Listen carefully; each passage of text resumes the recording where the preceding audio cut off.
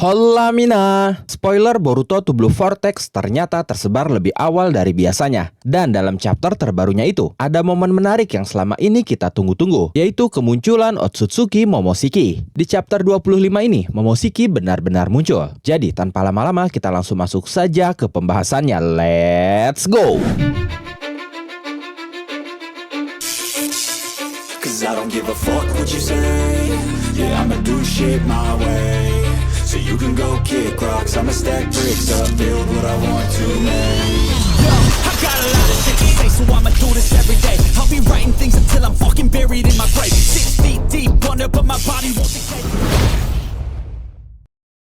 Boruto to Blue Vortex chapter 25 menampilkan Himawari dan Mini Kyuubi sebagai sampul halamannya. Judul dari chapter 25 sendiri adalah Kepada Gadis-Gadis Itu. Di halaman awal, seperti biasa ada sebuah catatan samping editor yang kali ini berbunyi dengan kekuatan kebangkitannya sebagai sekutu. Chapter kali ini diawali di Konoha. Konohamaru sedang memegang Togedama Matsuri, didampingi tim 10 dan Himawari sedang berada di depan pohon Moegi. Mereka sedang mencoba membangkitkan Moegi menggunakan Togedama Matsuri itu. Lalu Togedama Matsuri perlahan mulai dimasukkan oleh Konohamaru ke dalam pohon Moegi tepat di bagian dada Moegi. Togedama itu masuk dengan sendirinya hingga benar-benar menghilang dan meninggalkan sisi bagian ujungnya saja yang membentuk sebuah simbol. Simbol yang sama seperti simbol yang ada di belakang jubah Jura. Tidak lama dari Togedama itu masuk, tiba-tiba pohon Moegi mulai berasap, lalu hancur seketika dan Moegi pun terjatuh tepat di pelukan Konohamaru. Konohamaru berkata, "Moegi, hei, apa kau mengenaliku?" Chocho pun terlihat panik. Dia berkata, "Moegi sensei." Lalu Moegi akhirnya membuka matanya. Dia langsung berkata, "Konohamaru-chan." Melihat itu Himawari tersenyum lega. Seketika Konohamaru langsung memeluk erat Moegi sambil meneteskan air matanya. Moegi saat itu hanya bisa mengatakan Konohamaru-chan saja. Saat itu di atas mereka ternyata ada Boruto juga yang sedang melayang memantau situasi proses penyelamatan Moegi. Setelah itu beralih ke Sunagakure. Kankuro sedang menghubungi Shikamaru di Konoha, memberikan kabar terbaru tentang Shinki dan Gaara yang baru saja diselamatkan juga sama seperti Moegi. Kankuro berkata, "Ya, di sini juga sama. Shinki sudah kembali normal. Gaara juga selamat. Dia memang terluka parah, tapi tidak mengancam jiwanya. Karena jutsu penyegelan Shinki, dia masih belum sadar. Seharusnya dia akan segera bangun." Shikamaru berkata, "Begitu ya? Itu hal yang paling terpenting." Lalu Sai datang memasuki ruangan Hokage untuk memberitahu Shikamaru bahwa para tetua memanggilnya. Setelah itu beralih ke rumah sakit Konoha, tempat Moegi mendapatkan perawatan lebih lanjut. Di sana ada Konohamaru, tim 10, Himawari, Sumire, dan Sakura. Moegi sendiri sedang terbaring lemas di kasur, tapi dia sudah sadar. Lalu Sakura yang membantu proses penyembuhan Moegi berkata, "Tidak ada tanda-tanda kerusakan pada tulang atau ototmu. Organ dalamnya juga terlihat normal, tapi aliran cakramu terhambat. Kurasa itu karena pohon itu menguras energimu. Kalau gejalanya, ya pada dasarnya malnutrisi ringan. Yang penting sekarang makan dengan benar dan istirahat." Saat itu Sarada pun datang menjenguk. Dia masuk ke ruangan saat Sakura sedang menjelaskan kondisi Moegi. Sumire terlihat senang dengan kondisi Moegi. Begitupun dengan Chocho dan Himawari. Lalu Moegi berkata, "Maaf semuanya karena sudah membuat kalian khawatir." Setelah itu Moegi menatap ke arah Konohamaru yang sedang duduk di pojokan. Moegi berkata, "Terima kasih Konohamaru-chan." Konohamaru tersenyum sambil berkata, "Ya, cepat pulih ya."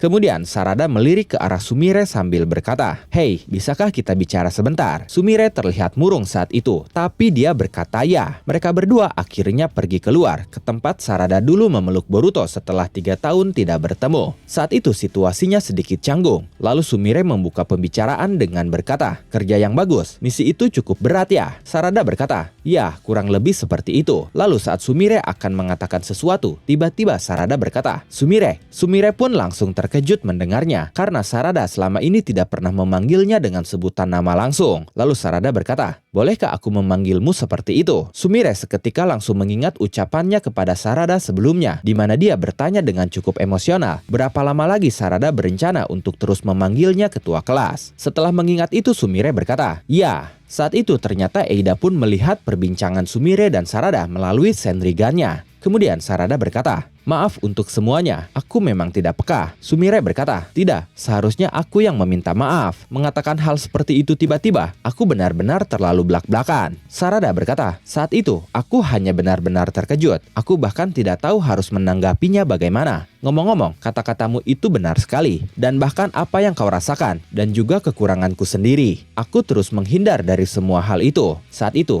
ingat tidak, kau pernah bertanya padaku kan? Lalu ada kilas balik singkat mereka berdua. Sumire berkata, Sarada, apa kau tidak peduli tentang Boruto-kun? Tapi justru saat itu Sarada hanya tersenyum sambil bertanya balik, apa yang kau maksud dengan itu? Kilas balik berakhir. Sarada berkata, apa yang kukatakan saat itu adalah apa yang sebenarnya kurasakan. Pada saat itu, maksudku, aku bahkan tidak pernah mempertimbangkannya, seperti memiliki perasaan khusus tentang Boruto atau apapun itu. Tapi tetap saja, pada suatu titik, aku mulai menghabiskan lebih banyak waktu untuk memikirkannya, dan aku menyadari betapa seringnya hal itu terjadi. Boruto, dia selalu berhadapan dengan berbagai macam masalah, jadi sepertinya itu sangat sulit baginya kan? Sebagai rekan satu tim di skuad yang sama, aku tidak bisa tidak mengkhawatirkannya. Setelah itu, aku mulai tidak benar-benar memahami perasaanku sendiri. Aku bertanya-tanya, apakah aku hanya mengkhawatirkannya sebagai rekan satu tim, atau ada sesuatu yang lebih? Dan juga, fakta bahwa aku bahkan memikirkan hal-hal seperti itu, entah bagaimana rasanya benar-benar membuatku merasa seperti orang yang buruk. Seseorang sepertiku bahkan mempertimbangkan untuk menjadi Hokage. Aku bertanya-tanya apakah aku layak untuk mencapainya. Setelah itu, Sarada mengingat ucapan Yodo sebelumnya, di saat Yodo sedang kritis. Saat itu Yodo berkata, kau salah paham, mungkin tanpa menyadarinya, kau berbohong pada dirimu sendiri. Sementara itu, Eida seperti sedang mencerna dan memahami obrolan Sarada dan Sumire. Setelah itu Sarada berkata lagi, tapi kau tahu, aku sudah berhenti melakukan hal semacam itu. Lalu sambil tersenyum, Sarada mengakui perasaannya. Dia berkata kepada Sumire, aku juga menyukai Boruto. Sumire yang mendengar pengakuan Sarada itu lumayan terkejut, tapi Eida saat itu jauh lebih terkejut. Kemudian Sarada berkata lagi, keinginan untuk membantunya adalah yang membuatku menjadi lebih kuat. Aku bahkan merasa seperti aku bisa menjadi Hokage. Begitulah yang kurasakan. Lalu Sumire menanggapi pengakuan Sarada itu dengan berkata, aku sudah tahu sejak lama tentang perasaanmu itu Sarada. Itu sangat jelas. Sarada berkata, berarti sekarang kita impas kan? Sumire berkata, terima kasih karena sudah jujur dan berbicara padaku. Sekarang karena sudah seperti ini, aku tidak akan menahan diri lagi, kau tahu. Lalu Sumire dan Sarada saling menatap dan tersenyum bersama. Sumire berkata, jadi sekarang kita impas. Sementara itu, Eida masih mencoba mencerna informasi mengejutkan yang baru saja dia lihat itu. Eida berkata, ini bukan lelucon. Dari semua orang, kalian melakukan itu ketika aku tidak ada. Ini secara sepihak menciptakan situasi yang begitu intens. Setelah itu, Eida menghubungi tim sensorik. Dia berkata, hei tim sensorik, jawab, hubungkan aku sekarang juga kepada gadis-gadis itu. Gadis-gadis itu sendiri sekarang sedang berjalan bergandengan tangan sambil tersenyum bersama. Setelah itu beralih ke Himawari yang sedang melakukan meditasi. Di dalam pikirannya, dia sedang berlatih tanding dengan Kurama dan dia kalah telak. Kurama berkata, kau salah tentang itu, kau tidak mengerti apa-apa. Dengar, aku tidak akan memukulmu. Jangan mengandalkan kekuatan lenganmu, gunakan juga kekuatan kakimu dan cobalah melompat. Itu semua adalah cakra. Semuanya menjadi mungkin melalui kendali cakra. Kau bisa menjadi lebih dari sekedar shinobi biasa. Lalu Himawari berkata, tentu saja aku sangat mengerti itu. Aku juga seorang shinobi, kau tahu. Kurama berkata, tidak, kau sama sekali tidak mengerti apa-apa. Bagaimanapun, kau bukanlah shinobi biasa. Sebaliknya, kau adalah seseorang yang memiliki biju di dalam dirimu. Kau adalah apa yang mereka sebut Jinchuriki.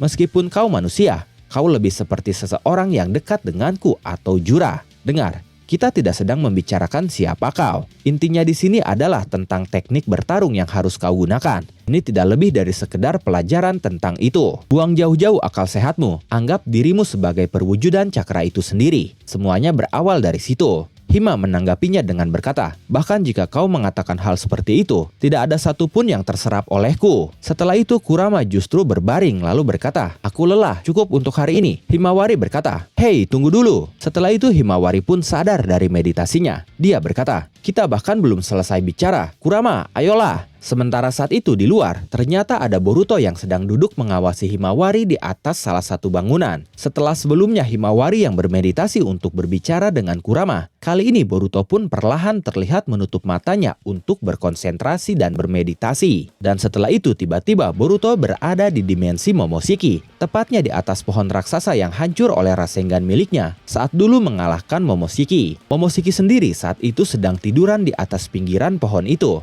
Momoshiki berkata, apa yang sudah merasukimu? datang menghubungiku atas kemauanmu sendiri. Boruto berkata, kau masih merajuk seperti biasa ya? Lalu Momoshiki berkata, sekali lagi, kau berhasil lolos dari kematian karena kau masih berpegang teguh pada hidup. Seperti yang kau lihat, aku berada di jurang keputusasaan saat kau dibunuh oleh Kawaki. Seharusnya aku mengabaikanmu begitu saja. Sekarang, reinkarnasi itu pun menjadi mustahil dan aku sudah tidak bisa lagi mengontrol pikiranmu. Jiwaku kini tanpa tujuan. Untuk terbebas dari kutukan ini melalui kematianmu, kini menghilang begitu saja. Lalu Boruto menanggapi keluh kesah Momoshiki itu dengan berkata, aku punya sedikit tawaran untuk orang sepertimu. Katakanlah, sekali ini saja, maukah kau meminjamkan kekuatanmu? Momoshiki yang mendengar itu langsung berkata, jangan membuatku tertawa, nyahlah. Boruto berkata, dengarkan aku dulu, tentu saja aku tidak meminta secara cuma-cuma. Jika kau berhasil mengalahkan Jura, maka tubuh ini akan kuberikan semuanya padamu. Mendengar itu, Momoshiki terlihat sedikit tertarik. Tapi setelah itu kembali lagi ke Sarada dan Sumire yang masih saja membahas tentang Boruto.